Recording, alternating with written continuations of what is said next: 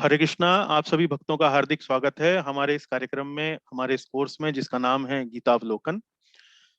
अभी हम अध्याय 9 का अध्ययन कर रहे हैं। इस अध्याय का शीर्षक है परम गुह्य ज्ञान। आज की हमारी ये 57वीं कक्षा है और अध्याय 9 पर हमारी ये छठी कक्षा है। आज की कक्षा में हम अध्याय 9 को पूरा समाप्त कर देंगे। पूरे 34 श्लोक जो इसके हैं वो पूरा अध्ययन उसका कर लेंगे। आरंभ में मंगलाचरण प्रार्थना से आरंभ करते हैं। भगवान श्री कृष्ण, राधा कृष्ण और हमारे गुरुदेव एसी भक्तिवेदांत स्वामी श्री प्रभुपाद जी के चरणों में सादर नमन करते हुए ओम अज्ञानतिमिरन्धस्य ज्ञानञ्जनशलाकया चक्षुरुन्मीलितं येन तस्मै श्रीगुरवे नमः। श्रीचैतन्यमनोभीष्टं स्थापितं येन भूतले स्वयं रूपः कदा मह्यं ददाति स्वपदान्तिकम्। वन्देऽहं श्रीगुरोः श्रीयुतपदकमलं श्रीगुरून् वैष्णवांश्च श्रीरूपं साग्रजातं सहगणरघुनाथान्वितं तं सजीवं साद्वैतं सावधूतं परिजनसहितं कृष्णचैतन्यदेवं श्रीराधाकृष्णपादान् सहगणललिता श्रीविशाखान्वितांश्च। हे कृष्ण करुणा सिंधो दीनबंधो जगत्पते गोपेश गोपिका कांत राधा कांत नमोस्तुते। तप्त कांचन गौरांगी राधे वृंदावनेश्वरी वृषभानुसुते देवी प्रणमामि हरिप्रिये। वाञ्छाकल्पतरुभ्यश्च कृपा सिन्धुभ्य एव च पतितानां पावनेभ्यो वैष्णवेभ्यो नमो नमः। जय श्री कृष्ण चैतन्य प्रभु नित्यानंद श्री अद्वैत गदाधर श्रीवासादि गौर भक्त वृंद। हरे कृष्णा कृष्ण कृष्ण हरे हरे हरे राम राम राम हरे हरे।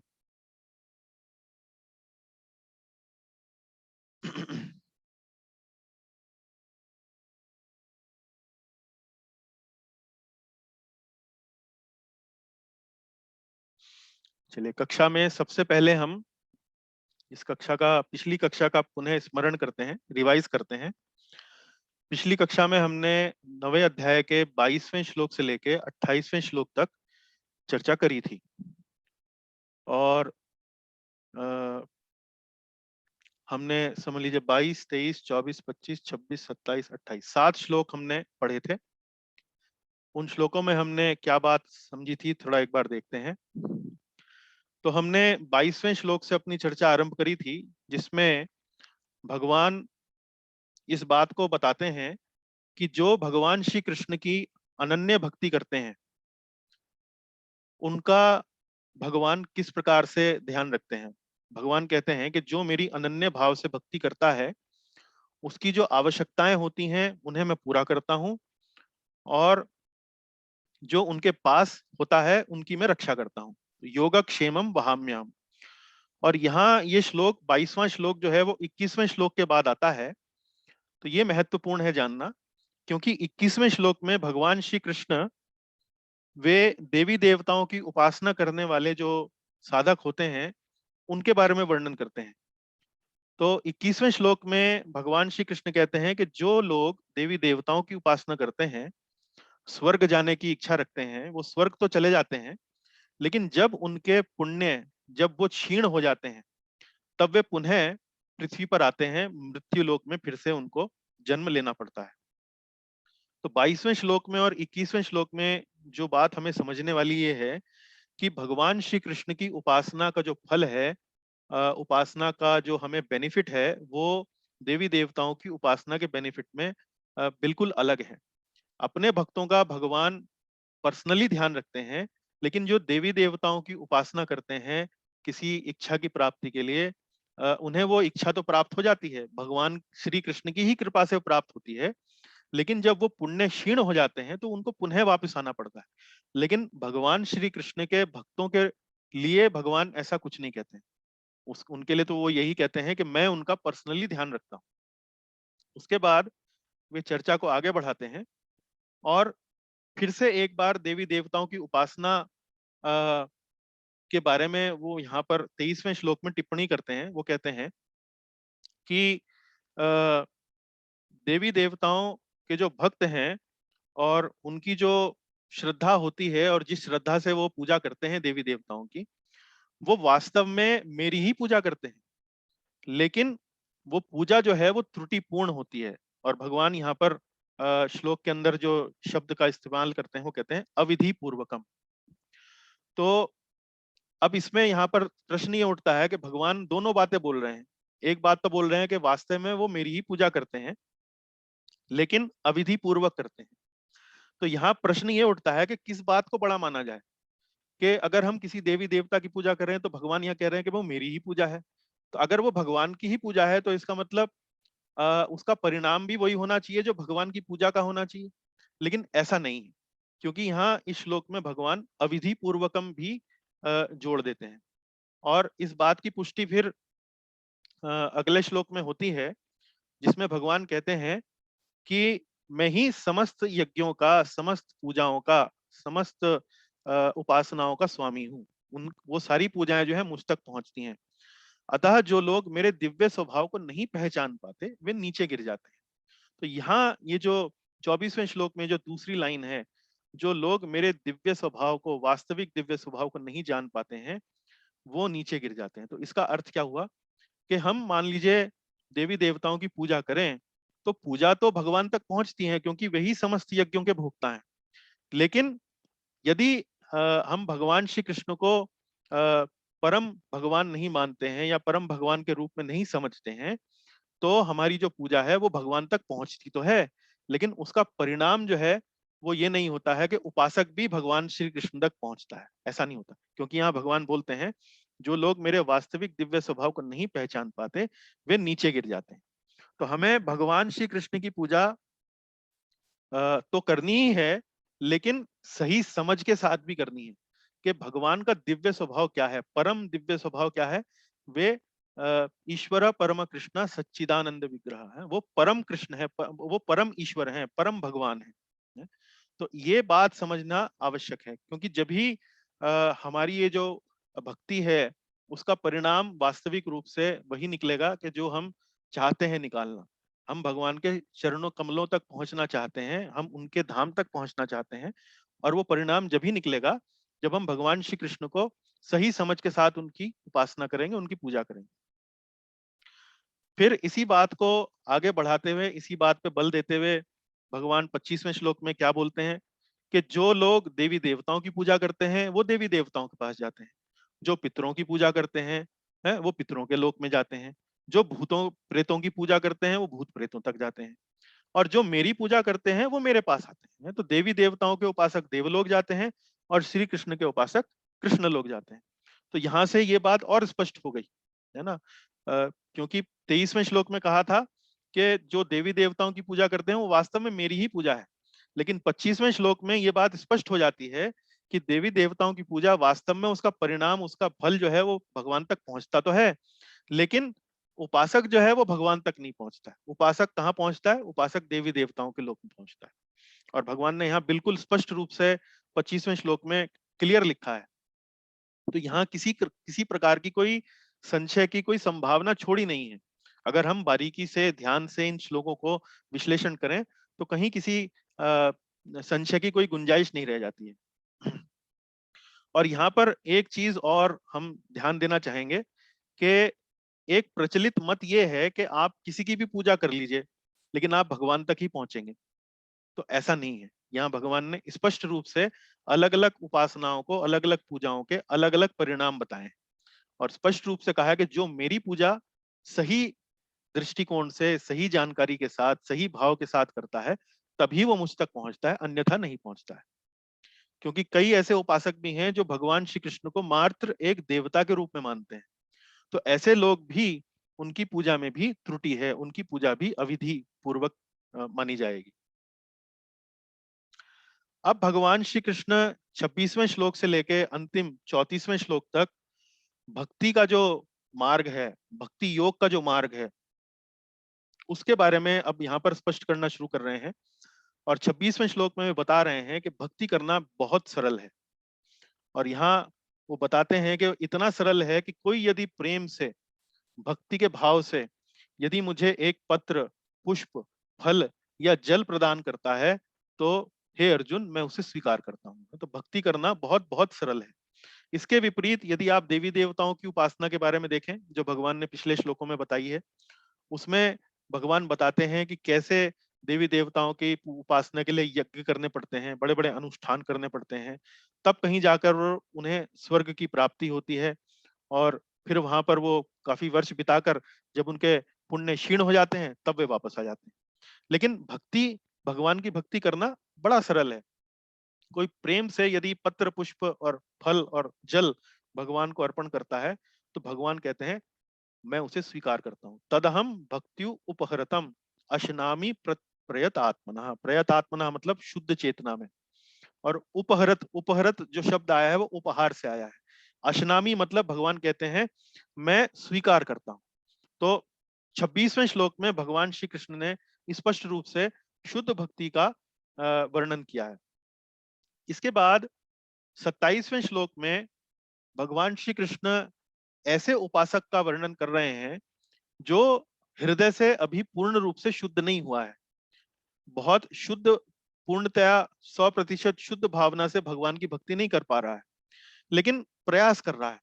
तो यहाँ भगवान ऐसे साधक के लिए क्या बोलते हैं? ऐसे साधक के लिए बोलते हैं कि तुम जो कुछ भी करते हो, जो कुछ भी खाते हो, जो कुछ भी अर्पित करते हो या दान देते हो, जो भी तपस्या करते हो, उसे तुम मुझे अर्पित करते हुए करो। शुद्ध भक्ति का भाव नहीं, फिर भी जो कुछ करो वह श्री कृष्ण को अर्पण करने के भाव से करो। इससे क्या होगा? यदि हमारे अंदर शुद्ध भक्ति का भाव नहीं भी है, पर फिर भी हम भगवान श्री कृष्ण को अर्पण करने की भावना रखते हैं, भाव हमारा शुद्ध नहीं है, चेतना शुद्ध नहीं है, लेकिन फिर भी हम सोचते हैं कि भाई हाँ, हम भगवान श्री कृष्ण के लिए अर्पण कर रहे हैं, कर्तव्य बुद्धि से ही कह रहे हैं। तो भगवान कह रहे हैं कि अगर तुम ऐसे भी करते हो तो भी वो तुम्हारे लिए तुम्हें शुद्ध करेगी, तुम्हें मेरे तक पहुंचने में मेरी तुम्हारी सहायता करेगी। और अगले श्लोक में 28वें श्लोक में भगवान बताते हैं कि ऐसा करने से तुम्हारा कर्म के बंधन से तुम मुक्त होगे और अपना चित्त मुझ में स्थिर कर कर तुम मुक्त होकर मेरे पास आ सकोगे। तो ये आप देखिए कि भगवान श्री कृष्ण ने अपनी भक्ति करने वालों के लिए कितनी छूट दे रखी है, कितनी यहाँ पर सहूलियत प्रदान कर रखी है। तो आज हम अपनी कक्षा को 29वें श्लोक से आगे पढ़ना आरंभ करेंगे।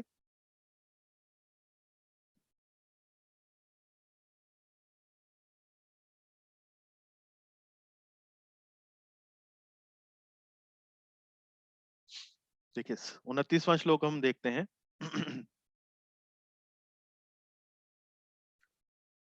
29वें श्लोक में भगवान श्री कृष्ण अब इस बात को समझाते हैं कि देखो वैसे तो मैं सबके लिए समान हूं, लेकिन भक्तों के लिए मेरी रुचि थोड़ा सा विशेष है, स्पेशल डिस्काउंट है, स्पेशल कंसिडरेशन है, स्पेशल ट्रीटमेंट है। 29वें श्लोक में भगवान इस बात को रखते हैं। तो समझते हैं इस चीज को कि भगवान क्या कहना चाह रहे हैं। भगवान यहाँ बोलते हैं समोहम सर्वभूतेषु नामे द्वेषोऽस्ति न प्रियः ये भजन्ति तु मां भक्त्या मयि ते तेषु चाप्यहम्। भगवान कहते हैं समोहम सर्वभूतेषु। देखिए यहाँ शब्द आया है सम। सम शब्द का मतलब होता है बराबर, जैसे हम बोलते हैं समता, बराबर। तो समोहम, अहम मतलब मैं, संस्कृत में अहम का मतलब है मैं। समोहम सर्वभूतेषु, सभी भूतेषु मतलब सभी लोगों के लिए। मैं सबके लिए समभाव रखता हूं, मैं इक्वल हूं, बराबर हूं, मैं किसी के साथ पक्षपात नहीं करता हूं। न में द्वेषो अस्ति न प्रियः, है ना, मैं किसी से द्वेष करता हूं, ना किसी के साथ पक्षपात करता हूं, है ना। एक जैसे हिंदी में कहावत है, ना काहू से दोस्ती ना काहू से बैर। तो ना मैं किसी से द्वेष करता हूं, ना किसी का फेवर लेता हूं, ना मैं किसी के साथ पक्षपात करता हूं, ना मैं द्वेषो अस्ति न प्रियः। फिर ये भजंती तुमाम भक्त्या, किंतु जो भक्ति पूर्वक मेरी सेवा करता है, ये भजंती, भजंती मतलब भगवान की सेवा, ये भजंती तुमाम भक्त्या मयि ते तेषु चाप्यहम, मयि ते तेषु चाप्यहम। अब भगवान यहाँ पर क्या बोल रहे हैं? वह मेरा मित्र है, मुझ में स्थित रहता है और मैं भी उसका मित्र हूं। मयि ते तेषु चाप्य अहम। मैं, वो मुझ में है और मैं उसमें अंदर हूँ। तो भगवान यहाँ पर इस श्लोक में आप देखिए कि यहाँ पर बड़ी अंतरंगता का भाव भगवान श्री कृष्ण यहाँ पर प्रदर्शित कर रहे हैं। भगवान क्या कह रहे हैं? मयि ते तेषु चाप्यहम, वह मेरा मित्र है, मुझ में स्थित रहता है और मैं भी उसका मित्र हूं। देखिए भगवान कितने महान हैं, लेकिन अपने अनन्य भक्त के लिए वो कहते हैं मैं उसका मित्र हूं। भगवान तो कहीं ज्यादा ऊंचे पद पर स्थित हैं, लेकिन ऐसे अपने शुद्ध भक्त के लिए वो अपने पद से नीचे आकर बराबरी का यहाँ पर संबंध बता रहे हैं, अंतरंगता एक तरीके से दिखा रहे हैं।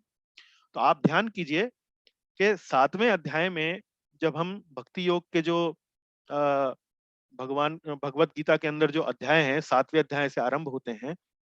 तो 7वें अध्याय में हमने भगवान के ऐश्वर्य ज्ञान के बारे में पढ़ा। ऐश्वर्य ज्ञान मतलब भगवान कितने महान हैं, कैसे सारी सृष्टि की रचना करते हैं, जल, अग्नि, पृथ्वी, वायु, आकाश, मन, बुद्धि, अहंकार, इस प्रकार से।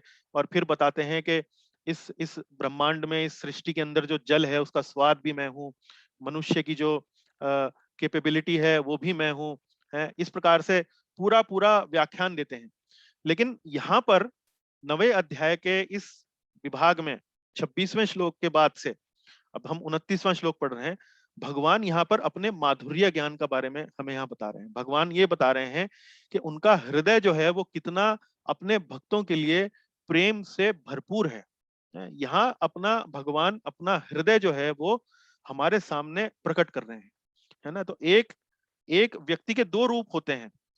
एक तो समाज के लिए होता है, समाज में वो दिखाता है या बताना चाहता है कि भाई वो फलाने पद पर आसीत है इस प्रकार से, कितना बड़ा है, उसके पास कितनी कितने बंगले हैं, कितनी गाड़ियां हैं, कितनी जायदाद है। वो भी एक व्यक्ति का ऐश्वर्य है। वो भी एक व्यक्ति को, जितना व्यक्ति जितना समृद्धिशाली होता है, शक्तिशाली होता है, वो उसकी महानता का प्रतीक होता है। लेकिन साथ ही साथ वो व्यक्ति कितना विनम्र है हर किसी दूसरे व्यक्ति से कितना प्रेम करता है, सेवा की कितनी भावना उसके अंदर है, कितनी करुणा उसके अंदर है, ये उसके हृदय को बताता है ना। तो व्यक्ति का जो ऐश्वर्य है वो दोनों तरीके से हम यहाँ पर माप सकते हैं। तो यही बात भगवान यहाँ पर दूसरी पंक्ति में बड़ा स्पष्ट रूप से बता रहे हैं। मयि ते तेषु चाप्यहम, वह मेरा मित्र है, मुझ में स्थित रहता है और मैं भी उसका मित्र हूँ। अब देखिए यहाँ पर एक चीज समझने में थोड़ा सा हम अपना प्रयास करेंगे। भगवान यहाँ दोनों बातें बोल रहे हैं। समोहम सर्वभूतेषु, मैं सबके लिए समभाव रखता हूँ, मैं किसी के साथ द्वेष नहीं करता हूँ, मैं किसी के साथ पक्षपात करता हूँ। लेकिन जो भक्ति पूर्वक मेरी सेवा करता है वह मेरा मित्र है। तो यहाँ दोनों बातें बोल रहे हैं कि मैं बराबर भी हूँ और भक्तों के लिए विशेष रूप से मैं एक प्रकार से उनका मित्र भी हूँ। तो ये बात थोड़ा समझना चाहेंगे हम। और प्रभुपाद जी ने इस चीज को समझाने के लिए अपने तात्पर्य में दो उपमाएं दी हैं। तो पहली उपमा उन्होंने दी है कि वो समान कैसे हैं। उस समानता की उपमा देने के लिए प्रभुपाद जी अपने तात्पर्य में लिखते हैं कि जैसे बरसात का जो बादल होता है जब वो बरसता है, तो वो ये नहीं देखता कि वो किसी अमीर के घर पे गिर रहा है या किसी गरीब के घर पे गिर रहा है, वो कहीं पेड़ पौधों पे गिर रहा है या कहीं किसी मल मूत्र के ऊपर गिर रहा है। वो कोई भेदभाव नहीं करता है। तो बरसात का जो बादल है वो हर जगह समान रूप से हर जगह अपनी जो उसकी वर्षा होती है वो वहां पहुंचती है। तो भगवान जो है वो इसी प्रकार से सभी के लिए समभाव रखते हैं। इसका मतलब क्या? सूरज की रोशनी सबको बराबर मिलती है, पवन जो है सबको बराबर मिलती है, जल, वर्षा का जो जल जो है वो सबके बराबर समान रूप से उसको उपलब्ध है। तो भगवान इस प्रकार से समता रखते हैं। फिर दूसरी एनालॉजी देते हैं जहां वो बताते हैं कि कैसे वो समता होते हुए भी, समान सबके लिए होते हुए भी अपने भक्तों के लिए स्पेशल ध्यान रखते हैं। अब यहाँ वो एक उपमा देते हैं। वो देते हैं कि वो जैसे कोई एक व्यक्ति है, कोई एक बड़ा धनवान व्यक्ति है और बड़ा दान पुण्य करता है, किसी के साथ कोई भेदभाव नहीं करता है, कोई भी व्यक्ति उसके घर पर द्वार पर आता है सबको बराबर दान देता है। लेकिन सबको समान रूप से दान देने वाला व्यक्ति भी जब अपने बच्चों के पास जाता है घर के अंदर, तो अपने बच्चों के लिए उसके हृदय के अंदर एक विशेष प्रेम होता है, एक विशेष स्थान होता है, जो वो बाकी सबके लिए नहीं रखता है, मात्र सिर्फ अपने और अपने ही संतान के लिए वो रखता है। तो भगवान भी जो उसके उनके भक्त हैं, उनको इसी प्रकार से एक विशेष दर्जा देते हैं, जो भगवान की अनन्य भाव से जो उपासना करते हैं। प्रभुपाद जी यहाँ पर इस बात को समझाने के लिए के जहाँ अब भगवान बोलते हैं मयि ते तेषु चाप्यहम्, जो भक्त और भगवान का ये जो संबंध है, प्रेम का जो अनन्य प्रेम का जो संबंध है, जिसमें भक्त जो है भगवान को आदर भाव से भी देखता है और प्रेम की भावना से भी देखता है, और भगवान देखते हैं कि कैसे निस्वार्थ भाव से ये भक्त जो है वो मेरी सेवा में दिन रात लगा रहता है। तो इस चीज को समझाने के लिए कि कैसे दोनों का, भक्तों का और भगवान का संबंध जो है वो अनन्य है और प्रेममयी है, भगवान यहाँ पर एक बड़ी प्रभुपाद जी अपने तात्पर्य में बड़ी सुंदर उपमा यहाँ पर देते हैं। उपमा देते हुए क्या बताते हैं, जैसे एक सोने की अंगूठी के अंदर हीरा लगा होता है। अब यहाँ जो सोने की जो अंगूठी है, तो जो सोने का जो तत्व है वो तो हो गया भक्त, और उसके अंदर जो हीरा लगा हुआ है वो हो गए भगवान। तो जब कोई भक्त अनन्य भाव से भगवान की सेवा करता है, तो वो एक प्रकार से भक्त के जीवन में हीरे के समान भगवान उसके जुड़ जाते हैं।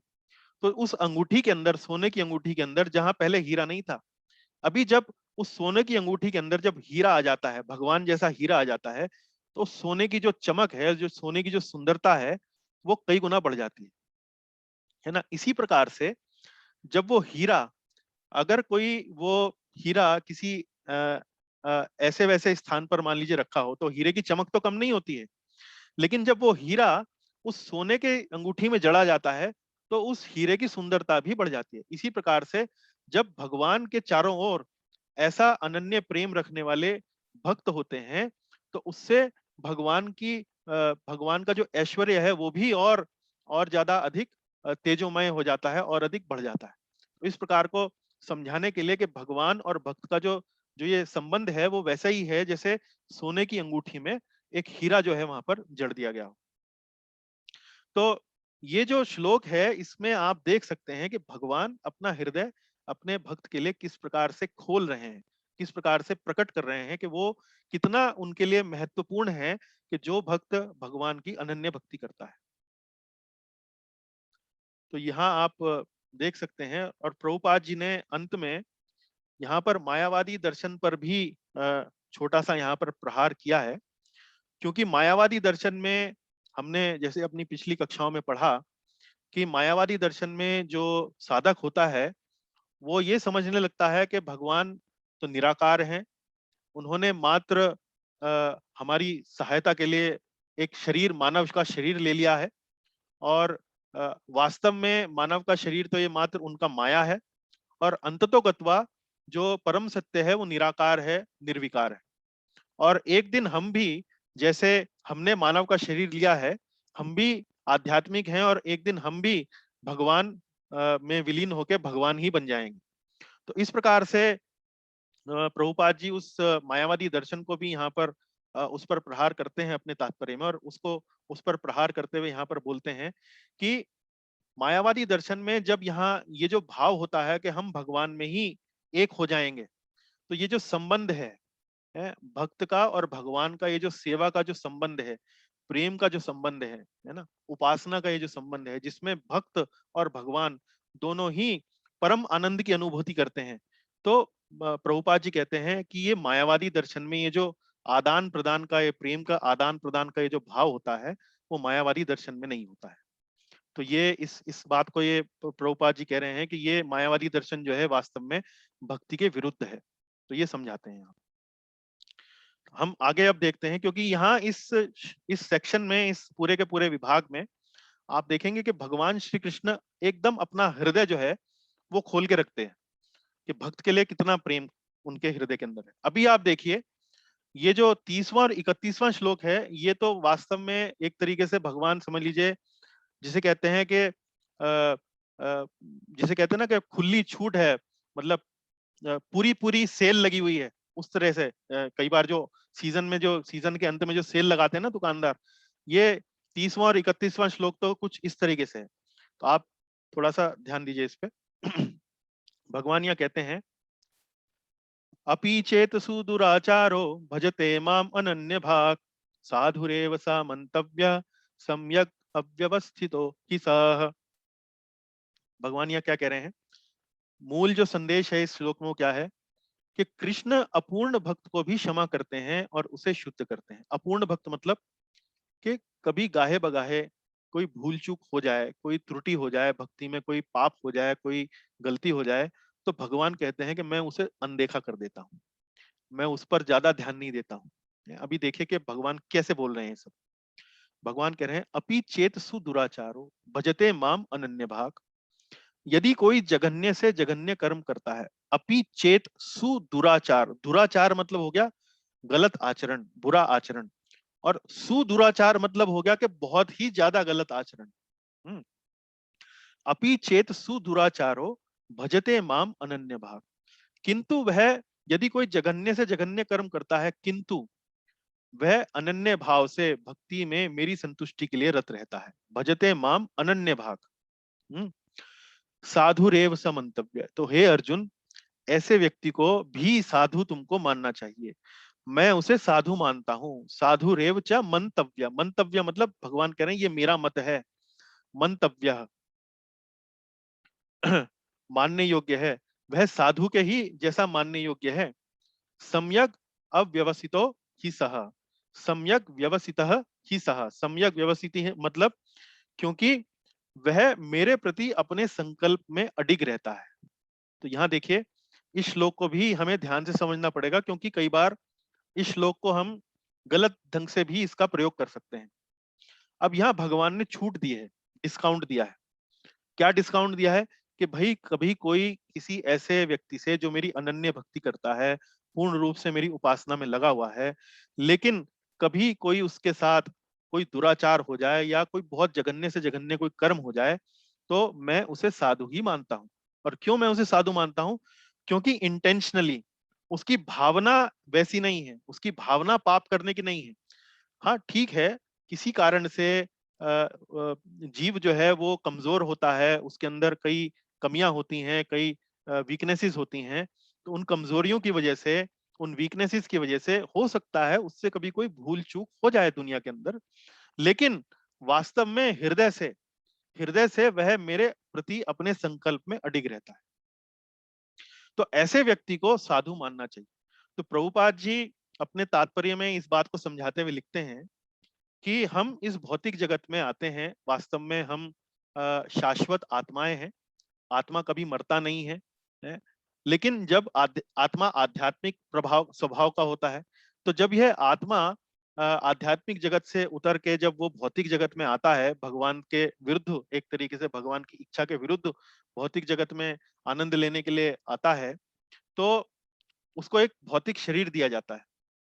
अब इस भौतिक शरीर के अंदर उस आत्मा के ऊपर माया का बड़ा प्रचंड प्रभाव उसके ऊपर पड़ता है। भौतिक शरीर सत्व, रजस और तमस, इन तीन गुणों से बने होते हैं। और भौतिक शरीर के अलावा भी इस पूरे के पूरे भौतिक जगत के अंदर सत्व, रजस और तमस गुणों से ही बनी हुई सब चीजें उपलब्ध हैं यहाँ पर। तो वो माया के प्रभाव में एकदम से आता है। और माया का क्या काम है? हमने पिछली कक्षाओं में देखा, माया का काम है उस जीव के सामने गलत विकल्प प्रस्तुत करना और जीव को भगवान से दूर ले जाने का प्रयास करना, ताकि जीव जो है गलती करे, गलती करके कष्ट भोगे, और कष्ट भोगे तो ये समझ में आए उसको कि वास्तव में ये रास्ता जो मैंने लिया वो वास्तव में मेरे लिए सही रास्ता नहीं था। तो ये प्रभुपाद जी बताते हैं कि जब जीव इस जगत के अंदर आता है तो शरीर में बद्ध होता है, शरीर में बंधा होता है, और शरीर में बंधे होने के कारण उसके ऊपर माया का प्रभाव चौबीसों घंटे रहता है। हालांकि जो भक्त होते हैं, जो आध्यात्मिक मार्ग में प्रगति करने के लिए प्रेरित रहते हैं, वो माया के इन प्रलोभनों से सचेत रहते हैं, माया के प्रलोभनों के प्रभाव में नहीं आते हैं। लेकिन फिर भी कभी कभार कोई ऐसी बात हो सकती है कि जब माया हावी हो जाए और जीव उसके चक्कर में फंस जाए और कोई गलत कार्य कर बैठे। तो भगवान यहाँ कहते हैं कि ऐसे आकस्मिक पतन के कारण उसका उपहास न करें, उसे त्यागे नहीं। तो भगवान कहते हैं साधु रेव स मंतव्य। और प्रभुपाद जी अपने तात्पर्य में नरसिंह पुराण का एक श्लोक यहाँ उसका वर्णन करते हुए बताते हैं कि जैसे ऐसे भक्त का जो कोई घृणित कार्य हो, उसको वैसे ही मानना चाहिए कि जैसे चांद के अंदर धब्बे होते हैं। तो चांद के अंदर धब्बे हैं, लेकिन फिर भी चांदनी का जो शीतल प्रकाश है वो देता है। तो चांद की उससे जो जो मूल्य है, चांद का जो मूल्य है वो कम नहीं हो जाता है। तो नरसिंह पुराण से एक श्लोक का उदाहरण देते हुए प्रभुपाद जी एक एक चीज इस तरह से समझा रहे हैं कि इतनी धब्बों से चांदनी के विस्तार में बाधा नहीं आती। इसी प्रकार साधु पथ से भक्त का आकस्मिक पतन उसे निंदनीय नहीं बनाता। तो यहाँ भगवान श्री कृष्ण का आप देख सकते हैं कि कैसे वो अपने जो भक्त होते हैं उनके जो छोटी मोटी जो भूल चूक होती हैं उनको भी एक प्रकार से वो क्षमा करते हैं। लेकिन इस श्लोक को हमें कोई लाइसेंस नहीं बना लेना चाहिए कि हम तो भक्त हैं, हम तो भगवत गीता की क्लास भी जाते हैं, हम तो भगवत गीता पे क्विज भी लिखते हैं, हम तो बड़े बड़े श्लोक भी याद करते हैं, तो हम तो भक्त हैं। अगर हम पाप करेंगे तो भगवान हमें माफ कर देंगे। नहीं, हमें अपनी तरफ से ऐसा कोई लाइसेंस नहीं इसको मान लेना चाहिए कि हम भक्ति के बल पर कोई पाप का कार्य करना आरंभ कर दें। ऐसा नहीं होना चाहिए।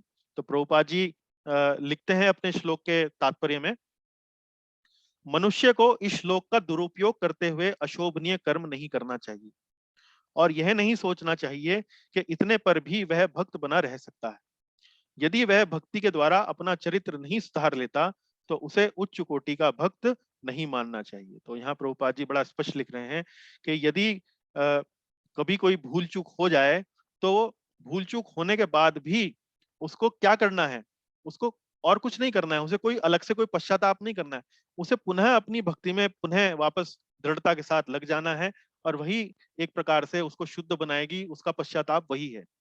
तो प्रभुपाद जी लिखते हैं यदि भक्ति के द्वारा अपने चरित्र को नहीं सुधार लेता तो उसे उच्च कोटि का भक्त नहीं मानना चाहिए। तो यहाँ जो चित्र मैंने आपको दिखाया है वो एक ऐसा ही कथा आती है श्रीमद् भागवत में, जहाँ परीक्षित महाराज एक दिन जब जंगल में शिकार करने के लिए जाते हैं तो शिकार करते करते वे काफी थक जाते हैं और ऐसे थकी हुई हालत में उनको बड़ी प्यास लगती है और पास में ही शमीक ऋषि का एक आश्रम होता है और शमीक ऋषि के आश्रम में वो पहुंचते हैं कि ताकि वहां अपने प्यास को बुझा सकें।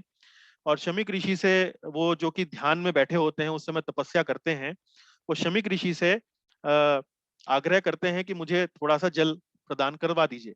लेकिन शमीक ऋषि चूंकि वो ध्यान में होते हैं, आध्यात्मिक भाव में लीन होते हैं, तो वो महाराज परीक्षित की जो रिक्वेस्ट है उस पर ध्यान नहीं देते हैं। वो अपना वैसे ही तल्लीन रहते हैं अपने भाव में, समाधि में। तो महाराज परीक्षित को अनायास ही आकस्मिक एक क्रोध का उनके अंदर आवेश प्रकट हो जाता है कि मैं तो राजा हूं, मैं तो विश्व का राजा हूं, हर जगह जहां जाता हूं मुझे राजसी सम्मान के साथ मेरा सम्मान होता है। तो ये साधु जो है मुझे मेरा सम्मान क्यों नहीं कर रहा है, मैं तो सिर्फ एक जल मांग रहा हूँ। तो ऐसा क्रोध के आवेश में आकर वो एक भूल कर बैठते हैं। वहां पास ही में एक मरा हुआ सर्प होता है और वो शमीक ऋषि का एक प्रकार से अपमान करने की भावना से उनके गले में वो सर्प की एक प्रकार से माला के रूप में उसको पहना देते हैं। शमीक ऋषि अभी भी अपना ध्यान में होते हैं। लेकिन बाद में हम देखते हैं कि बाद में जब महाराज परीक्षित अपने राजमहल में पुनः लौटते हैं तो उनको अपनी गलती का एहसास होता है। वो सोचते हैं कि मैंने बड़ा गलत कार्य किया। एक राजा को साधु की, ब्राह्मणों की एक प्रकार से सेवा करनी चाहिए, लेकिन मैंने बड़ा दुराचार किया है। तो ये पश्चाताप उनके मन में प्रकट होता है और वो पश्चाताप करने के लिए अब सोचते हैं कि कैसे मैं उस ऋषि के पास जाऊं और पश्चाताप करूं। तो ये इस प्रकार की जो भूल चूक हो जाती है भक्ति करते हुए, उस प्रकार की भूल चूक का यहाँ वर्णन भगवान श्री कृष्ण करते हैं कि ऐसे भक्त को साधु ही मानना चाहिए और उसकी इस बात के इस प्रकार के अपराध को पर ज्यादा ध्यान देना नहीं चाहिए, क्योंकि वो अंत में भक्ति के द्वारा शुद्ध हो जाएगा। और इसी चीज को अब वो बताते हुए भगवान श्री कृष्ण 31वें श्लोक में अब वो बोलते हैं अब वे बोलते हैं कि अपूर्ण भक्त को मैं क्षमा करता हूं और उसे शुद्ध करता हूं। तो 31वें श्लोक में भगवान क्या कह रहे हैं, क्षिप्रम भवति धर्मात्मा शश्वत शांतिम निगच्छति कौन्तेय प्रतिजानीहि न मे भक्ता प्रणश्यति। भगवान श्री कृष्ण अब यहाँ उसी बात को आगे बढ़ा रहे हैं। अर्जुन के मन में अब ये सवाल, ये प्रश्न उठ सकता है कि हे प्रभु, यदि कोई जघन्य अपराध करता है तो उसे भक्त कैसे माने? तो भगवान अब यहाँ उस चीज को क्लेरिफाई कर रहे हैं, उस चीज का स्पष्टीकरण दे रहे हैं। भगवान तो अंतर्यामी है। अर्जुन ने हालांकि ये प्रश्न पूछा नहीं है, लेकिन भगवान समझते हैं कि अर्जुन के मन में क्या चल रहा है, और उस बात को भांपते हुए वो यहाँ पर ये श्लोक बोलते हैं। क्षिप्रम भवति धर्मात्मा शश्वत शांतिम निगच्छति। क्षिप्रम भवति धर्मात्मा, क्षिप्रम का मतलब क्या है? शीघ्र। भवति मतलब बन जाएगा, धर्मात्मा मतलब साधु। वह तुरंत कल्मश मुक्त धर्मात्मा बन जाता है। शाश्वत शांतिम निगच्छति, और स्थायी शांति को प्राप्त करता है। हे कुंती पुत्र, निडर होकर घोषणा कर दो, कौन्तेय प्रतिजानी ही। हे कुंती पुत्र, निडर होकर घोषणा कर दो, प्रतिजानी ही, कौन्तेय मतलब अर्जुन, प्रतिजानी ही, न मे भक्तः प्रणश्यति, कि मेरे भक्त का कभी विनाश नहीं होता। अब आप देखिए भगवान श्री कृष्ण यहाँ पर कैसे अपना हृदय बार बार निकाल कर ला रहे हैं कि मेरे भक्त का विनाश नहीं होता। कोई पाप हो गई, छोटी मोटी भूल चूक हो गई, कोई दिक्कत नहीं है। भक्ति करता है, और भक्ति का ये जो साधन है वो इतना इतना प्रबल है, इतना शक्तिशाली है कि वो क्षिप्रम भवति धर्मात्मा, कि वो तुरंत ही कल्मश से ऐसा व्यक्ति जो है वो मुक्त हो जाएगा और धर्मात्मा बन जाएगा। और अब यहाँ भगवान कह रहे हैं कि कौन्तेय प्रतिजानी, डंके की चोट पर घोषणा कर दो, किसी से घबराने की जरूरत नहीं है। जैसे पुराने जमाने में जो राजा महाराजा होते थे, यदि उन्हें कोई राजसी कोई घोषणा करवानी होती थी तो अ, नगाड़े वाले बुलाए जाते थे, और वो नगाड़े वाले जो हैं वो पूरे शहर में जाकर मुनादी किया करते थे कि महाराज ने ये बताया है, और ऐसे ऐसे जो ऐसा काम करेगा उसको ऐसा पुरस्कार दिया जाएगा, या ऐसे घोषणा हो रही है, इस प्रकार से। तो भगवान श्री कृष्ण बोल रहे हैं कि डंके की चोट पर पब्लिकली अनाउंस कर दो, क्योंकि पब्लिकली तुम मेरे बिहाफ पर अनाउंस करोगे तो तो बात लोगों को समझ में आएगी कि मैं वास्तव में बिल्कुल सीरियस हूं। मैं कोई मजाक नहीं कर रहा हूं, मैं कोई यहाँ पर हंसी खेल नहीं कर रहा हूं। कौन्तेय प्रतिजानी ही, न मे भक्तः प्रणश्यति। भगवान कहते हैं ये भगवान का प्रेम है अपने भक्त के लिए, ये जो बार बार निकल के आ रहा है कि डंके की चोट पर घोषणा कर दो कि मेरे भक्त का कभी विनाश नहीं होता है। और यहाँ मैं, जैसे मैंने आपको पहले ही बताया कि ये ऐसा भगवान क्यों कह रहे हैं। भगवान ऐसा इसलिए कह रहे हैं कि वो जानते हैं कि भक्त वास्तव में इंटेंशनली, उसकी भावना ऐसी नहीं है कि वो कोई पाप करे। हाँ, शरीर में बद्ध है, माया के प्रभाव के कारण कभी कोई गलती हो सकती है, लेकिन तुरंत ही वह अपनी गलती पर पश्चाताप करता है, पुनः ही अपने भक्ति में, भगवान की भक्ति में पुनः लगता है, और वह भक्ति उसको शुद्ध करती है। तो भक्ति में अगर कोई हमें भूल चूक हो जाती है तो उसकी शुद्धि के लिए हमें कोई अलग से कोई अनुष्ठान नहीं करना है। पुनः आपको अपनी वही साधना जो है पुनः आरंभ करनी है। जैसे हरे कृष्ण कृष्ण कृष्ण हरे हरे, हरे राम राम राम हरे हरे। तो जब आप मंत्र का जप करते हैं, यदि मंत्र का जप करते हुए कोई अपराध हो जाए, कोई भूल हो जाए, तो उसकी पश्चाताप का भी साधन क्या है? वही मंत्र का जप आप पुनः करें, भक्ति भाव से करें, प्रेम भाव से करें। वही भक्ति का जो, भक्ति से जब आप मंत्र करेंगे तो पुनः जो आपका जो पाप हुआ है, जो प्रायश्चित हुआ है, वो वही एक प्रायश्चित है, ये कहने का अर्थ है। तो अब यहाँ पर देखिए कि चित्र में अब मैंने यहाँ क्या दिखाया है।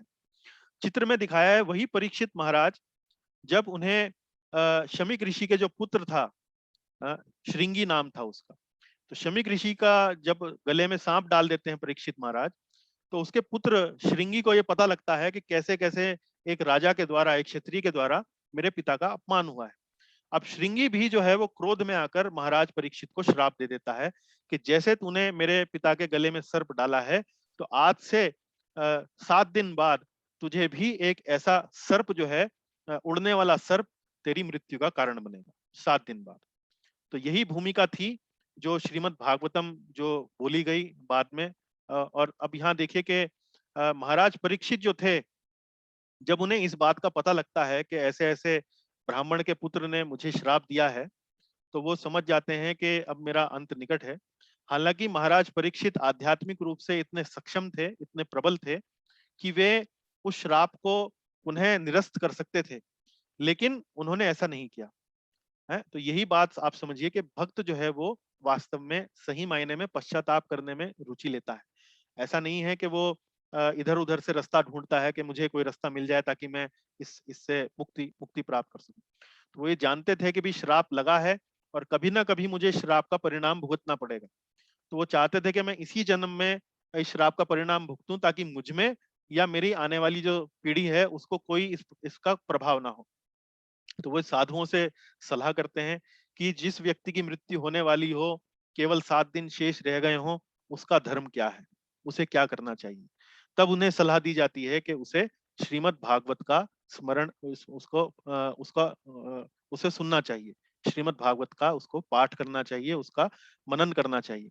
तब वे सुखदेव गोस्वामी जी से श्रीमद् भागवत का वहां पर पाठ जो है सुनते हैं उनके श्रीमुख से।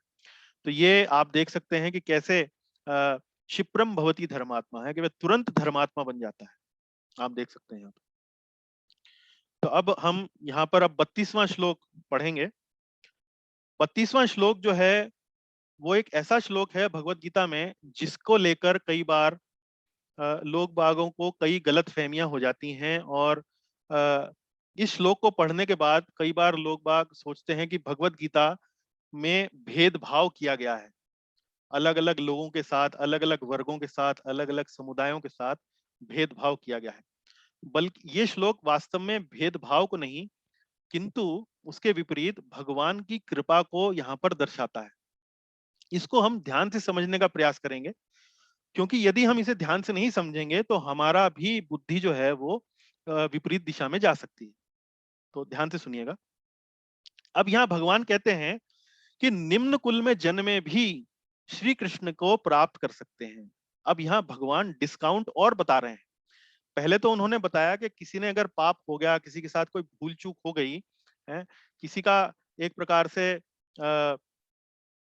हमारे स्वभाव के कारण है, हमारे स्वभाव के कारण यदि हमें कोई भूल चूक हो गई तो उसका उन्होंने बताया कि भक्ति उसका भी इलाज है।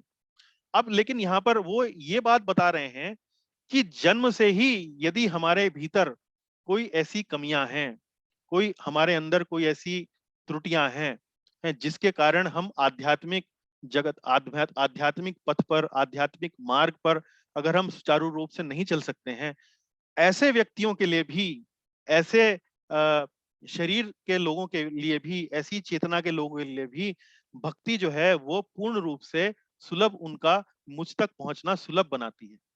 तो ये श्लोक आप देखिए।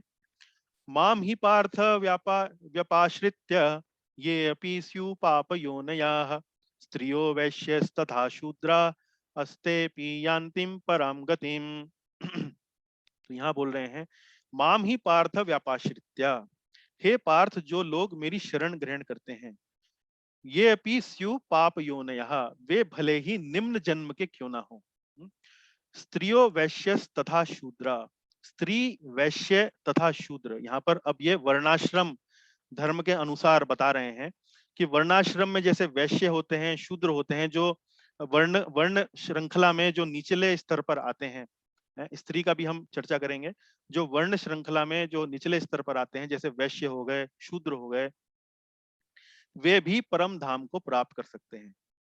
ते अपि यान्तिम पराम गतिम। तो यहाँ इस चीज को आप समझने का प्रयास करें। जैसे हमने पिछले अध्यायों में भी पढ़ा है कि हम जैसे 5वें अध्याय में हमने 18वां श्लोक पढ़ा, जिसमें हमने पंडितः समदर्शिना है विद्या विनय संपन्नम ब्राह्मणे गवि हस्तिनी शुनि चैव स्वपाके च पंडितः समदर्शिना के जो व्यक्ति ब्राह्मण में, चांडाल में, एक कुत्ते में, एक कुत्ते एक एक एक ब्राह्मण में, चांडाल में, हाथी में, गाय में, सब में वही ब्रह्म तत्व को देखता है, वही शाश्वत आत्मा को देखता है, वही भगवान के अंश रूपी आत्मा को देखता है। वास्तव में वही पंडित है, पंडितः समदर्शिनी। तो उस श्लोक की चर्चा करते हुए हमने इस बात पर व्याख्या करी थी कि आध्यात्मिक रूप से आत्मा के स्तर पर हम सभी समान हैं, किंतु जो हमें शरीर मिलता है, जन्म के समय जो हमें शरीर मिलता है, उस दृष्टिकोण से हम समान नहीं है। और उसका भगवान श्री कृष्ण वर्गीकरण करते हैं। कोई ब्राह्मण स्वभाव का होता है, कोई क्षत्रिय स्वभाव का होता है, कोई वैश्य स्वभाव का होता है, कोई शूद्र स्वभाव का होता है। तो ये वर्गीकरण करते हैं। और ये जो शरीर हमें मिलते हैं वो किस लिए मिलते हैं? वो हमें हमारे ही कर्मों के कारण, जो पिछले जन्म में हमारे कर्म हुए हैं, जो हमारे ही द्वारा किए गए हैं, हमारी ही इच्छा से जो हमें किए गए हैं, वो उन्हीं कर्मों के कारण हमें ये शरीर मिलते हैं। तो शरीर के दृष्टिकोण से सभी समान नहीं है। इसका अर्थ क्या हुआ कि आध्यात्मिक पथ पर जो व्यक्ति प्रयासरत है, आध्यात्मिक पथ पर जो व्यक्ति प्रयासरत है, जो ईश्वर की तरफ बढ़ना चाह रहा है, उसकी जो क्षमता होती है हर व्यक्ति की अलग अलग होती है। सबकी क्षमता समान नहीं होती। तो भगवान कहते हैं कि ब्राह्मण जो होते हैं, ब्राह्मण का अर्थ यहाँ पर ये नहीं है कि जो किसी ब्राह्मण व्यक्ति के परिवार में जन्म ले, बल्कि जो गुणों से और कर्मों से जो ब्राह्मण है। गुणों से और कर्मों से ब्राह्मण का मतलब क्या? ब्राह्मण के गुण क्या होते हैं? ब्राह्मण के गुण होते हैं वो इंद्रिय तृप्ति में बिल्कुल भी रुचि नहीं लेते हैं। उनका जन्म से स्वभाव ऐसा होता है कि इंद्रिय तृप्ति की कोई भी वस्तु उनके पास आती है, सामने आती है, उनमें उनकी रुचि नहीं होती है। ब्राह्मण स्वभाव में इंद्रिय तृप्ति के प्रति रुचि नहीं होती है। आध्यात्मिक जगत में, आध्यात्मिक पथ पर चलने में उनकी अपार रुचि होती है। जैसे शास्त्रों को पढ़ना, शास्त्रों को पढ़ाना, शास्त्रों पर मनन करना, तपस्या करना। इस प्रकार से ब्राह्मण जो व्यक्ति होता है उसकी जो स्वभाव होता है बिल्कुल अलग होता है। इस प्रकार का स्वभाव होता है। तो ऐसे व्यक्ति को हम यहाँ ब्राह्मण कह रहे हैं। ऐसे व्यक्ति को नहीं कह रहे हैं कि जो ब्राह्मण का पुत्र है। ब्राह्मण का पुत्र है लेकिन उसके अंदर ब्राह्मण के गुण नहीं है, ब्राह्मण का चरित्र नहीं है, ऐसे व्यक्ति को ब्राह्मण नहीं कहते।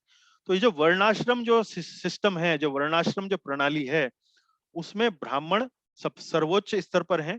उनका कार्य है कि वो संसार से परित्याग रखते हैं, संसार में लिप्त नहीं होते हैं, शास्त्रों का अध्ययन करते हैं। और जो क्षत्रिय समाज के जो लोग होते हैं, जो राजा होते हैं, जो एडमिनिस्ट्रेटर होते हैं, उनको वास्तव में सही जानकारी और उनको सही गाइडेंस, उनका सही मार्गदर्शन करते हैं। जब क्षत्रिय सही मार्गदर्शन में प्रजा को चलाता है तो क्षत्रिय का भी उसमें कल्याण होता है और प्रजा का भी उसमें कल्याण होता है। तो ये ब्राह्मण का कार्य होता है। क्षत्रिय का कार्य क्या होता है? ब्राह्मण के मार्गदर्शन के अंदर वो प्रजा का नेतृत्व करे, प्रजा का सेवा, वहां पर राज्य की जो कार्य प्रणाली है उसको ठीक से चलाए। और इसी प्रकार से प्रजा के अंदर क्या है, वैश्य समाज के लोग होते हैं जो व्यापार करते हैं। और इसी प्रकार से श्रमिक समाज के लोग होते हैं जो जो बुद्धिमानी के स्तर पर इतना विकसित नहीं होते हैं और उनका सिर्फ वो श्रमिक के रूप में समाज की सेवा कर सकते हैं। तो इस प्रकार से अपने पूर्व जन्म के कर्मों के अनुसार हम आत्मा तो हैं, उस रूप में तो समान है, लेकिन सबको शरीर अलग अलग मिलता है। तो इसी चीज को भगवान ने यहाँ पर निम्न कुल में जन्मा कहा है। इन निम्न कुल में जन्मा मतलब ऐसे वर्ग के लोग जो आध्यात्मिक प्रगति के प्रति स्वाभाविक रूप से इतना उन्नत नहीं होते हैं। ऐसे वर्ग के लोग भी भक्ति करके मुझे प्राप्त कर सकते हैं। तो यहाँ भगवान ने भक्ति में एक प्रकार से पूरी छूट दे रखी है। तो इसकी भक्ति योग की तुलना यदि आप जो परंपरागत वर्णाश्रम प्रणाली है, जिसमें कर्मयोग, कर्मयोग के बाद ज्ञान योग, ज्ञान योग के बाद ध्यान योग, ध्यान योग के बाद फिर पुनः भक्ति योग करके जब हम वापस भगवान तक पहुंच सकते हैं, तो इस प्रणाली में क्या है, एक से अनेक जन्म लग जाते हैं किसी व्यक्ति को कि वो कर्मयोग का साधना करे, फिर धीरे धीरे अपने आप को शुद्ध करता हुआ अगले कुछ जन्मों में वो वैश्य, यदि शूद्र है तो उसे अगला जन्म वैश्य का मिलता है, वैश्य है तो अगला जन्म क्षत्रिय का मिलता है, क्षत्रिय है तो फिर अगला जन्म उसे ब्राह्मण का मिलता है। तो ऐसे कई जन्म उसमें लग जाते हैं, तब जाकर वो एक प्रकार से परंपरागत वर्णाश्रम प्रणाली में भगवान तक पहुंचने का उसका साधन बनता है। लेकिन इसके विपरीत भक्ति योग की जो विशेषता है वो ये है कि यदि कोई व्यक्ति निम्न कुल में भी जन्मा है, उसका जन्म यदि किसी वजह से ऐसे शरीर में हुआ है जिसमें आध्यात्मिक प्रगति करने के लिए वो स्वाभाविक रूप से इतना केपेबल नहीं है, इतना कार्यशील नहीं है, ऐसा व्यक्ति भी भक्ति का मार्ग लेके एक पत्ता, एक पुष्प, एक फल, थोड़ा सा जल मुझे प्रेम से अर्पित करके मुझ तक पहुंच सकता है ना। तो यहाँ वर्णाश्रम के लिहाज से, वर्णाश्रम के दृष्टिकोण से भगवान ने ऐसा बताया है कि निम्न कुल में जन्मे भी भगवान को प्राप्त कर सकते हैं। तो ये तो वर्णाश्रम के हिसाब से हो गया, वैश्य तथा शूद्र। अब यहाँ कार्यक्रम में आई स्त्रियां कहेंगी कि भाई भगवान तो यहाँ स्त्रियों का नाम भी ले रहे हैं, तो क्या स्त्रियां जो हैं क्या वे भी निम्न कुल में जन्मी हैं? तो ये बात यहाँ पर थोड़ा सा समझिए, क्योंकि ये संवेदनशील हो सकती है।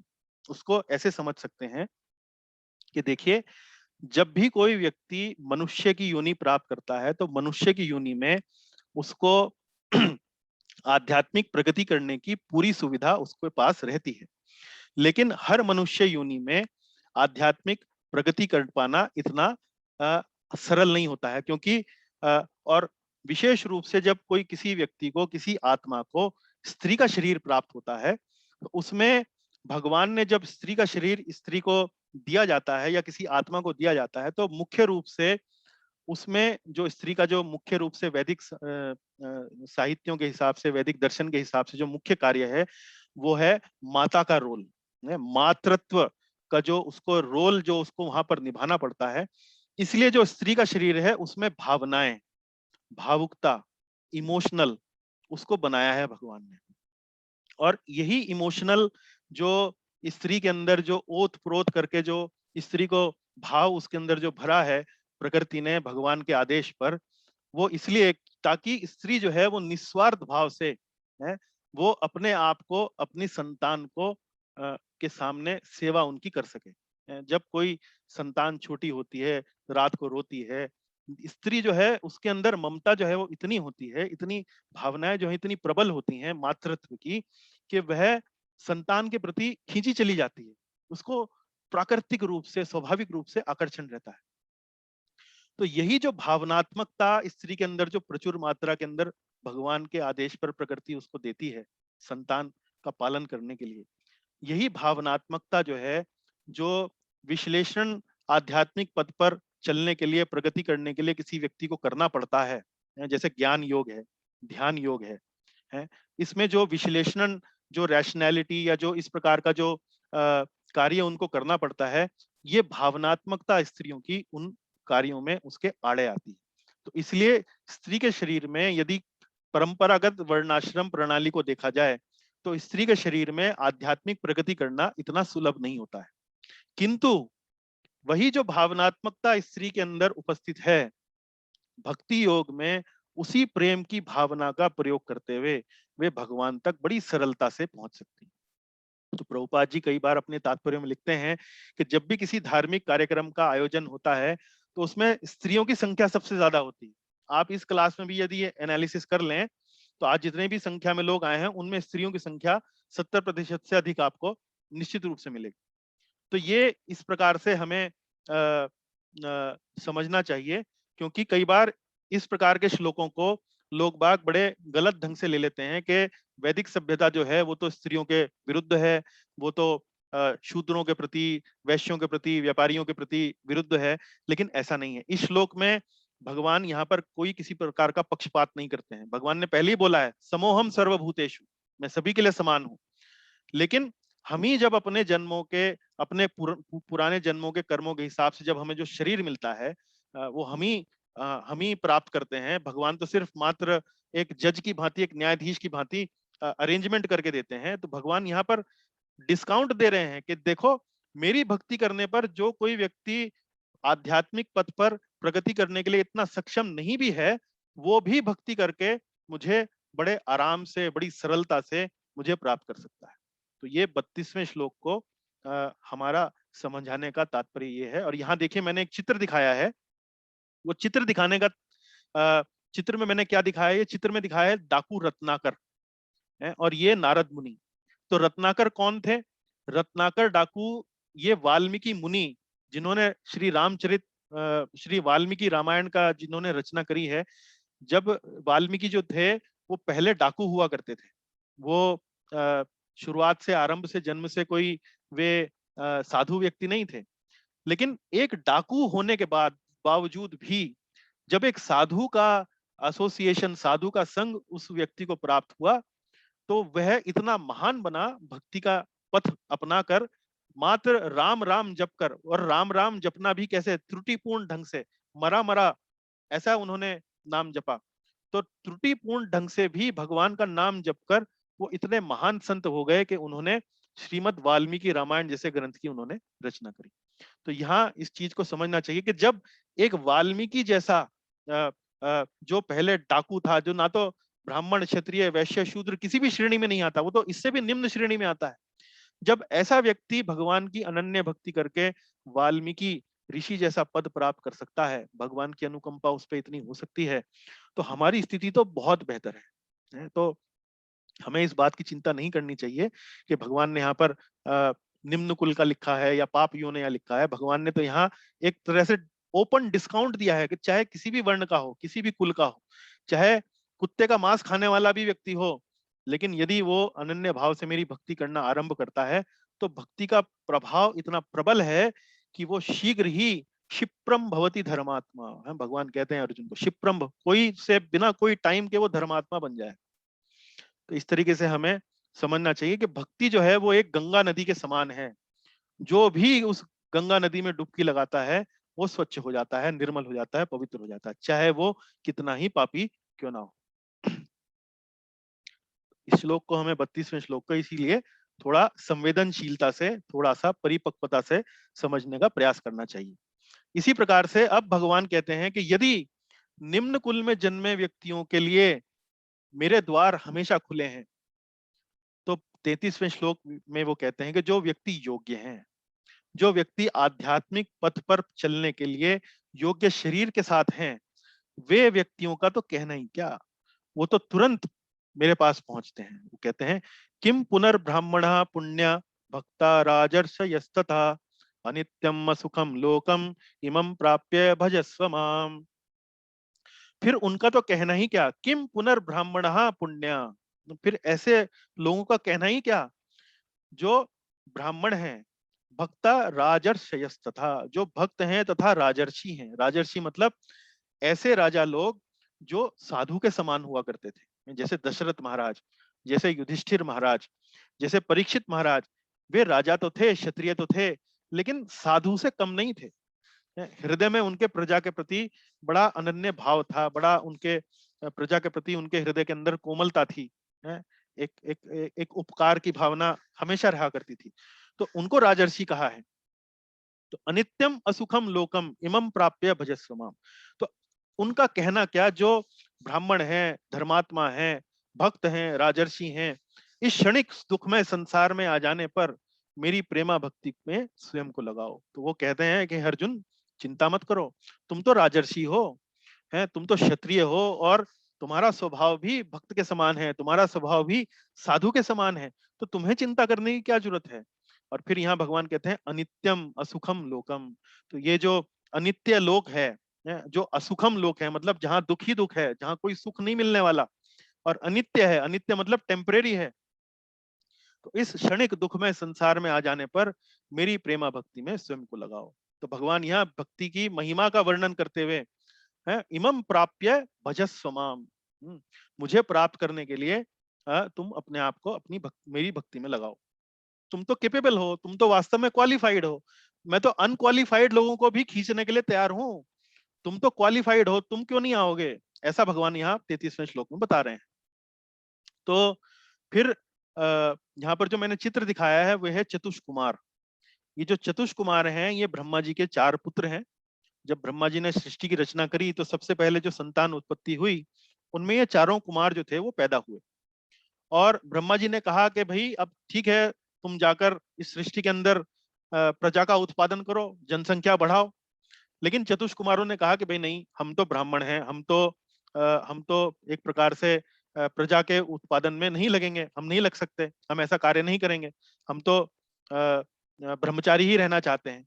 तो ये जो ब्रह्मचारी थे, ये भगवान का जो निराकार रूप है, ब्रह्मवादी थे, भगवान को साकार रूप में नहीं जानते थे।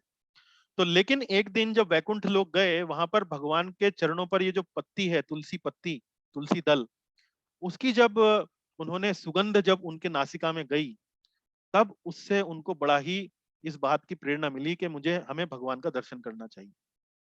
और ऐसा करते हुए भगवान के चरणों पर अर्पित तुलसी के पत्ते की जब सुगंध प्राप्त करके वे भक्त बन गए, वे भगवान के भक्त हो गए। तो ये इस बात को बताने के लिए कि भाई जो ब्राह्मण होते हैं, जो वास्तव में उच्च स्तर पर स्थित होते हैं आध्यात्मिक रूप से, वो भक्ति का जब पथ अपनाते हैं तो तुरंत ही एक तरीके से उनको भगवान जो है रिजल्ट देते हैं, परिणाम देते हैं। तो ये एक प्रकार से भगवान बता रहे हैं कि भाई योग्य व्यक्तियों के बारे में तो कहना ही क्या, जब अयोग्य व्यक्ति भी मुझ तक प्राप्त आसानी से कर सकते हैं, तो जो योग्य हैं वो तो चुटकी बजा के आएंगे। तो ये भगवान बता रहे हैं यहाँ पे। और यहाँ देखिए, इमम प्राप्य भजस्वमाम, इमम प्राप्य भजस्वमाम का हम यहाँ पर अब बताएंगे कि भगवान कैसे कहते हैं कि मेरी प्रेमा भक्ति में स्वयं को लगाओ, उसके बारे में क्या बताते हैं। ये अंतिम श्लोक है इस श्लोक इस अध्याय का। भगवान कहते हैं इस पूरे अध्याय का सार है ये। पूरी भगवत गीता का सार अगर किसी एक श्लोक में निचड़ा हुआ है तो वो 9वें अध्याय का 34वां श्लोक है। और यही श्लोक लगभग लगभग ऑलमोस्ट 75% 18वें अध्याय के 65वें श्लोक में भगवान ने रिपीट किया है। बिल्कुल यही, मनमना भव मद भक्तो मद्याजी माम नमस्कुरु मामे वैश्यसि, यहां तक बिल्कुल सेम वर्ड्स हैं। अब आप समझ सकते हैं कि जो श्लोक पूरी भगवत गीता में अगर डबल रिपीट हुआ है तो इसका मतलब क्या है, उसकी इंपॉर्टेंस क्या है, उसकी महत्वता क्या है, वो आप देख सकते हैं। तो अब भगवान पिछले श्लोक में जैसे उन्होंने बताया है कि इमम प्राप्य भजस्वमाम, कि मेरी मेरी प्रेमा भक्ति में स्वयं को लगाओ। अब बताते हैं कि मेरी प्रेमा भक्ति कैसे करो। 34वें श्लोक में ये बताते हैं कि मेरी प्रेमा भक्ति तुम्हें कैसे करनी है। कहते हैं मन्मना भव मद्भक्तो मद्याजी माम नमस्कुरु मामे वैश्यस्य युक्त्वा एवं आत्मानं मत्परायणाः। मन्मना भव मद्भक्तो, मन मना, मन मतलब मेरा अपना मन, अपना माइंड, मेरा नित्य चिंतन करो, अपने मन से सदैव मेरा चिंतन करो। भव मद भक्तो, मेरे भक्त बनो, भव मद भक्तो, मेरी पूजा करो, मद्याजी, मेरी पूजा करो, माम नमस्कुरु, मुझे नमस्कार करो, मामे वैश्यस्य युक्त एवं, इस प्रकार तुम निश्चित रूप से मुझे प्राप्त होगे, आत्मानम मत परायण, मुझ में पूर्णतया तल्लीन होने पर और मेरी शरण लेने पर। तो यहाँ देखिए कि ये जो पहला भाग है श्लोक का, पहली लाइन है मन मना भद मत भक्तो, यहाँ भगवान कह रहे हैं कि पहले भीतर से अपने मन को और अपने हृदय को, भक्ति का मतलब क्या, हृदय, हृदय में भगवान के प्रति आदर और भगवान के प्रति अनन्य प्रेम। मन मना, अपने मन को इधर उधर की आलतू फालतू की चीजों से हटाकर मुझ में लगाओ। मद भक्तो, अपने हृदय को भी मुझ में लगाओ, अपनी भावनाओं को भी मुझ में लगाओ। और फिर जब ऐसा कर पाओगे तब शरीर से भी, अपने शरीर से भी मेरी सेवा में लगो। मद्याजी, मद्याजी मतलब मेरी पूजा करो, मुझे नमस्कार करो, दंडवत प्रणाम करो, भगवान का नमस्कार करो, भगवान को भगवान की पूजा करो।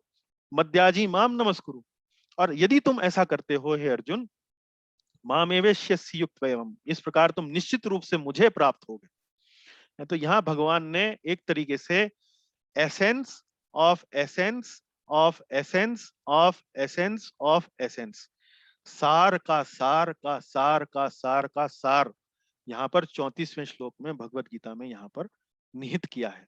इससे क्या मतलब है, सार का सार का सार का सार का सार, क्या मतलब है।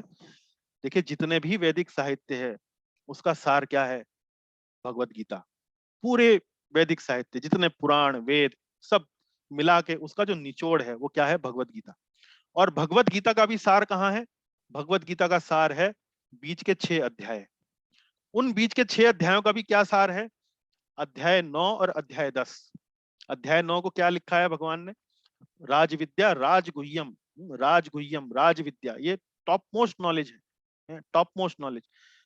और उस अध्याय 9 में भी भगवान अब बता रहे हैं कि वो तरीका जिसको करने पर तुम तुरंत मेरे पास पहुंच जाओगे वो है मन मना भव मद भक्तो मद्याजी माम नमस्कुरु मामे वैश्यसि युक्त एवं आत्मानम मत परायण। तो यहाँ देखिए भगवत गीता के लिए अक्सर लोग बाग किस श्लोक को जानते हैं, कर्मण्यवाधिकारस्ते माँ फलेषु कदाचन माँ कर्म फल हेतुर्भु माँ ते संगोस्तवी कर्मणि। किसी से पूछो भगवत गीता क्या है, अजी कर्म किए जा फल की इच्छा मत कर। अरे भाई वो भगवत गीता का सार नहीं है। भगवत गीता का सार है 9वें अध्याय का 34वां श्लोक। वो क्या है कि भगवान यहाँ पर जिसमें बता रहे हैं कि क्या करना है और वो करने से जो तुमको टॉप मोस्ट परिणाम मिलना है, तुम मेरे पास आओगे। जो सर्वोच्च परिणाम मिलना है वो यहाँ पर लिखा है, और वो बताया है कि वो जो विधि है, वो जो योग का जो मार्ग है, वो सर्वोच्च सर्वोत्तम है, सबसे सरल है, राज विद्या है, राजगुह्य है, पवित्रम है। इस प्रकार से न जाने कितने व्याख्या देते हुए, कितने विशेषणों के साथ भगवान श्री कृष्ण ने इस 9वें अध्याय में इस बात को समझाने का प्रयास किया है कि वास्तव में भगवत गीता का सार क्या है, और यदि वह सार हम अपने जीवन में अपनाएं तो तुरंत ही हम भी उसका लाभ उठा सकते हैं। और जैसा मैंने आपको बताया कि ये श्लोक एकमात्र श्लोक ऐसा है जो भगवत गीता में दोबारा रिपीट हुआ है, 18वें अध्याय का 65वां श्लोक, और लगभग लगभग यही उसका मर्म है, यही उसका एक प्रकार से अनुवाद भी है। तो इसी के साथ आज हम अपनी कक्षा को यहाँ पर विश्राम देते हैं। आशा है आज की कक्षा में आपने इस भक्ति रस का, भगवान के हृदय का जो माधुरता है, जो मधुरता है, उसका पूरा लाभ लिया होगा।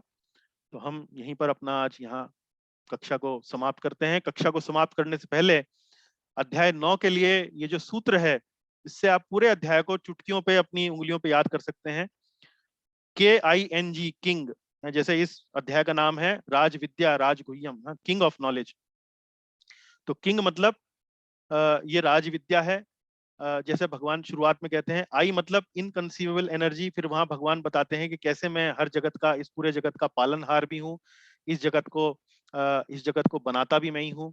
फिर भगवान अलग अलग उपासकों की बात करते हैं, तो N फॉर नॉन वर्शिपर्स, और फिर ग्लोरीज ऑफ प्योर भक्ति। तो फिर अंत में हमने देखा कैसे वो शुद्ध भक्ति का यहाँ पर महिमा मंडन करते हैं, महिमा उसकी बताते हैं हमें। तो इस एक सूत्र से, किंग से, आप पूरे अध्याय 9 को बड़ी चुटकियों में बजाकर अपनी उंगलियों पर याद कर सकते हैं। इसी के साथ आज का कार्यक्रम हम यहीं उसको विश्राम देंगे। श्रीमद् भगवत गीता की जय, श्रील प्रभुपाद की जय।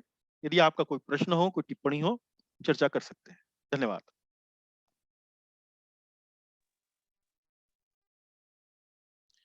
सर वो लास्ट स्लाइड वापस दे। हाँ माता जी।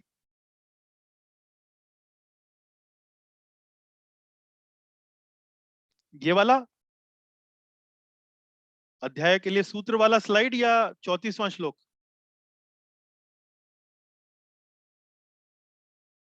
हरे कृष्णा माता जी। प्रीति जी, आपकी मैं आवाज नहीं सुन पा रहा हूं। मुझे मेरे ख्याल शायद वो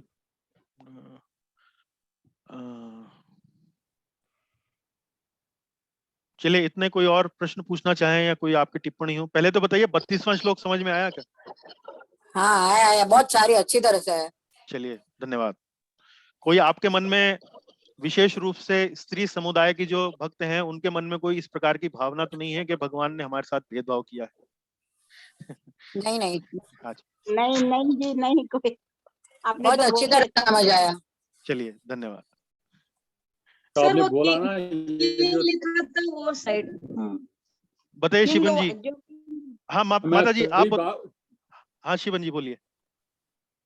ये हमारे पिताजी यहाँ आए थे, तो मेरी बच्ची थी, तो ये समझा रहे थे उसको त्रिभाव। तो she got very furious at him, how come our religious books are against women. हाँ, मैं तो कह रहा हूँ फिर आपसे। उन्होंने उनको समझाने की कह रहे थे ये त्रिभाव की बात कर रहे हैं, but it was purposely placed in the humanity. Otherwise, if you don't have the feminine aspect available, the nurturing instinct that women have will not be there.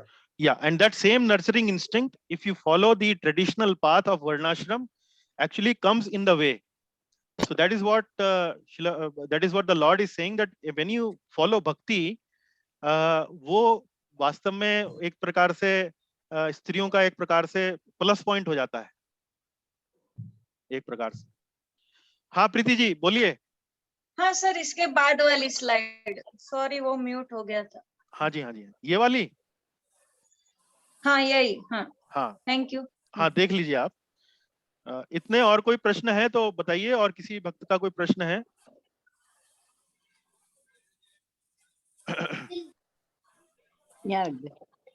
कितना अशोक शर्मा जी, कोई प्रश्न? प्रभु जी।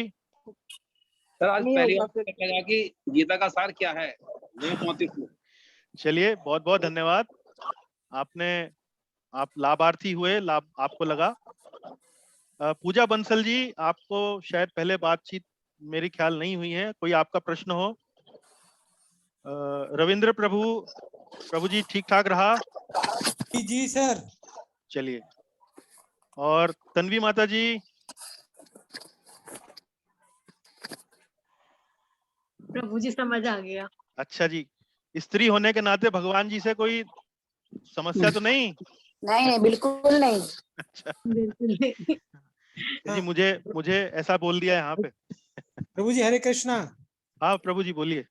हाँ प्रभु जी, जो कौन से उस पे जो सैटरडे का रहेगा, सब्जेक्ट क्या रहेगा, कौन से अध्याय पे? अच्छा, हम कर्मण्यवाधिकारस्ते वाले श्लोक पे चर्चा करेंगे विस्तार से। अच्छा, उस पे विस्तार से चर्चा करेंगे क्योंकि ये एक बड़ा गहरा विषय है। तो देखिए, शनिवार को मैं भक्तों के लिए भी बता दूं, शनिवार को सवेरे 5:30 बजे रविंद्र प्रभु जो हैं, रविंद्र चौहान जी का मैं थोड़ा सा आपको परिचय दूं। प्रभु जी जो हैं वो भारतीय योग संस्थान पश्चिमी उत्तर प्रदेश के महामंत्री के पद पर वो नियुक्त हैं और बड़ी ही निष्काम भाव से आसन और प्राणायाम से संबंधित जो प्रशिक्षण है वो प्रभु जी अपने नेतृत्व में और अपने कई साथियों के साथ वो सवेरे 5 बजे से लेके 6:30 बजे तक जूम मीटिंग के माध्यम से वो सेवा उपलब्ध कराते हैं। तो कुछ दिन पहले प्रभु जी के कृपावश उन्होंने मुझे आमंत्रण दिया कि मैं अंतर्राष्ट्रीय योग दिवस पर कोई छोटा मोटा भगवत गीता से योग की बारे में समझाने के लिए कोई वहां पर भक्तों जो उपस्थित हुए थे उनको कुछ थोड़ा सा जानकारी दूं। तो वो आधे घंटे का हमने छोटा सा कार्यक्रम किया जिससे कई लोगों में भगवत गीता को लेके काफी रुचि जो है वो उत्पन्न हुई। तो उसी रुचि को आगे बढ़ाते हुए रविंद्र प्रभु जी के कारण और उनके प्रयास से आगामी जो शनिवार है उसमें सवेरे 5:30 बजे से लेके 7 बजे तक मैं कर्मण्यवाधिकारस्ते जो श्लोक है अध्याय 2 का 47वां उस पर छोटा मोटा एक अपना प्रेजेंटेशन दूंगा। आप लोगों में से यदि कोई उसे ज्वाइन करने में इंटरेस्टेड हो तो मैं जूम लिंक भेज दूंगा आपको, तो आप भी आना चाहें तो आ सकते हैं। सवेरे 5:30 बजे इसलिए रखा है क्योंकि ये जो हमारे योग आसन करने वाले भक्त हैं वहां पर वे 5:30 बजे ही वहां पर इकट्ठा होते हैं, तो उसी टाइम पे वो कक्षा हो जाएगी। आप लिंक पीटी पे भेजोगे ना जी? हाँ, लिंक वो दूसरा रहेगा, वो भारतीय योग संस्थान का जो लिंक है वो रहेगा। मैं गीता वाला जो अपना व्हाट्सएप ग्रुप है उस पे मैं वो लिंक भेज दूंगा। वो हिंदी में होगा कार्यक्रम और उत्तर प्रदेश मेरठ जनपद आदि पश्चिमी उत्तर प्रदेश के काफी भक्त जो हैं, काफी साधक जो हैं योगासन करने वाले उसमें जुड़ेंगे। हाँ जी, हम भी जुड़ेंगे, चलिए सुनेंगे। चलिए, और that is a good idea। धन्यवाद प्रभु जी, धन्यवाद, आपने काफी मतलब विस्तार से परिचय भी दिया और सभी को। और मैं रविंद्र प्रभु का वो जो भारतीय योग संस्थान का वो जो लिंक है जिसमें रोज सवेरे प्रभु जी और उनके साथी जो हैं अष्टांग योग, योगासन और प्राणायाम की जो प्रशिक्षण देते हैं, तो आप में से भी जो भक्त सवेरे उसका लाभ उठाना चाहें तो वो लिंक के माध्यम से आप ले सकते हैं। आप अपना आध्यात्मिक प्रगति का ध्यान भगवत गीता की कक्षा से रखिए और अपने स्वस्थ और स्वास्थ्य का ध्यान जो है वो प्रभु जी के योग आसनों और प्राणायाम की जो क्रियाएं वो सवेरे सवेरे कराते हैं। मैं भी आता हूं कई बार, उससे आप वो अपना दोनों को मिला के एक अच्छा अपना जीवन अपने लिए बनाएं। Is it in the morning? It is in the morning India time 5:30। Okay। 5 to 6:30। तो आपके लिए वो इवनिंग में होगा, पर whatever it is। Saturday, right? नहीं, every day। Saturday, yeah। That is हाँ, हमारा गीता का जो कार्यक्रम है वो सैटरडे मॉर्निंग में है। हाँ जी प्रभु जी, जो योगा का लिंक होगा सुबह 5 बजे वाला जो डेली होगा, तो उसका लिंक भी आप शेयर करेंगे? हाँ, मैं लिंक शेयर करता हूँ ना जी, मैं लिंक शेयर करता हूँ, आप भी जुड़ सकती हैं उस कार्यक्रम में। Please send the link.